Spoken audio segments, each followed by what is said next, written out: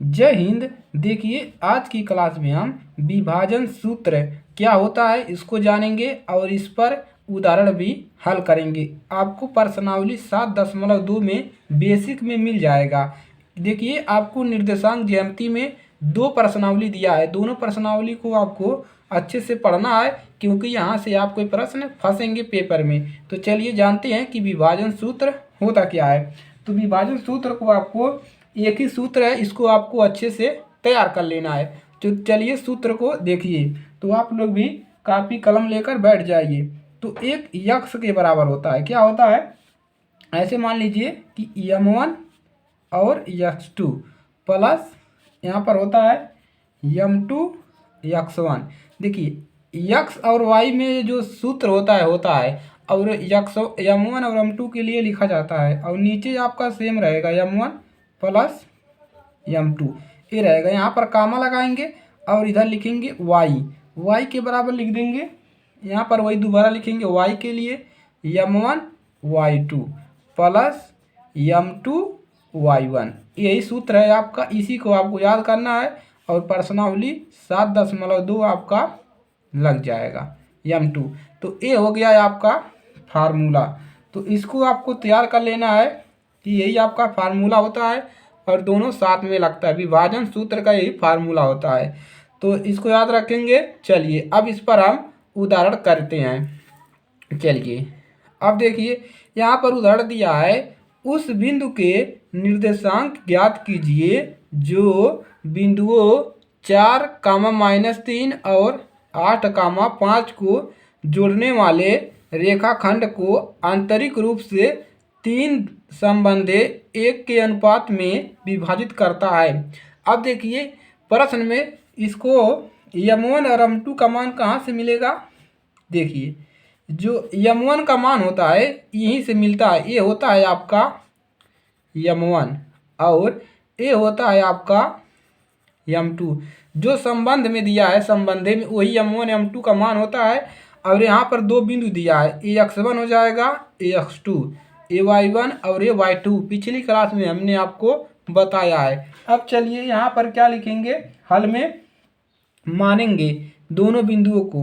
मान लीजिए हल में मान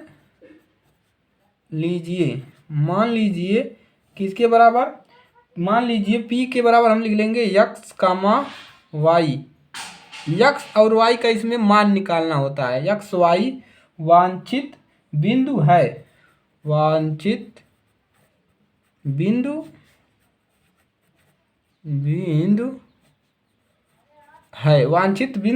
है। अब विभाजन सूत्र से अब लगा देंगे डायरेक्ट विभाजन सूत्र। विभाजन सूत्र से विभाजन सूत्र लगाएंगे। क्या होता है विभाजन सूत्र, एक होता है यक्स के बराबर यम1 के साथ क्या आ जाएगा यक्स2 प्लस यम2 के साथ यक्स1 और बटा में क्या हो जाएगा यम1 प्लस यम2 कामा इधर y के बराबर मिल जाएगा यम1 y2 प्लस यम2 y1। एकदम सिंपल है, कोई दिक्कत नहीं होगा, यम1 प्लस यम2। अब चलिए इन पर मान रख देंगे हम। देखिए यम1 का मान कितना है 3 है और x2 का मान देखिए कितना है, x2 अपन कितना है 8 है, तो 8 रख देंगे प्लस यम2 का मान 1 है और x1 का मान यही क्या होता है, x1 का मान होता है तो 4 है बटा में यम1 का मान 3 प्लस यम2 का मान 1। यहाँ पर रखेंगे कामा के लगा करके यम1 का मान 3 और y2 का मान यही होता है। देखिए x1 y1 y2 5 प्लस यम2 का मान कितना है 1 और y1 का मान -3। चलिए बटा में 3 प्लस 1। अब देखिए कितना मिलेगा, ऊपर इसका गुणा करेंगे 8 त्रिक 24 प्लस 4 एकन्ना 4 बटा में नीचे 4 मिल जाएगा और इधर कितना मिलेगा y बराबर, इसको आप एक ही लाइन में लगा सकते हैं जोड़ घटा करके, कोई दिक्कत नहीं होगा। 5 तिहाई 15 और माइनस यहाँ पर हो जाएगा तो -3 एकन्नम 3 बटा में 4। आप डायरेक्ट भी लिख सकते हैं कि 12 बटा में 4, ऐसे भी लिख सकते हैं, कोई दिक्कत नहीं होगा एक ही लाइन में। यहाँ पर देखिए 24 4 28 बटा में 4। आप यहीं यहाँ पर मान रखने के बाद इतना डायरेक्ट रख सकते हैं, आपको अगर आता है तो। अगर नहीं आता है तो इस प्रकार से आप लोग जिस प्रकार से बता रहे हैं लगाइएगा। अब y के बराबर कामा लगा दीजिएगा, यहाँ पर 12 बटा में 4 मिलेगा।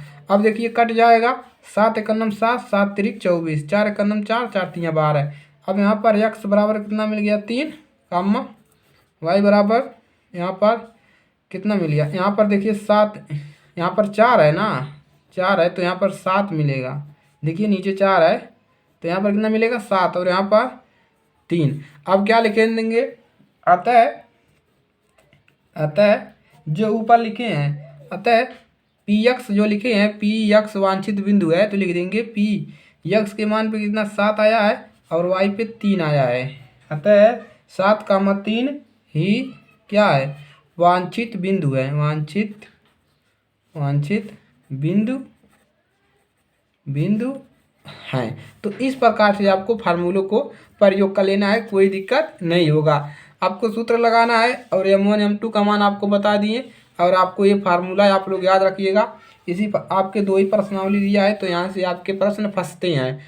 तो चलिए आज के लिए सिर्फ इतना ही, और देखिए इस क्लास को अपने दोस्तों के पास शेयर कर दीजिएगा। जितने भी नए स्टूडेंट हैं उस चैनल को सब्सक्राइब कर लीजिए, क्योंकि कक्षा 10 की तैयारी करवाता हूँ, विज्ञान और गणित की, और विषय के हिंदी और सामाजिक विज्ञान सभी विषयों की। तो चलिए मिलेंगे अगली क्लास में, तब तक के लिए जय हिंद जय भारत।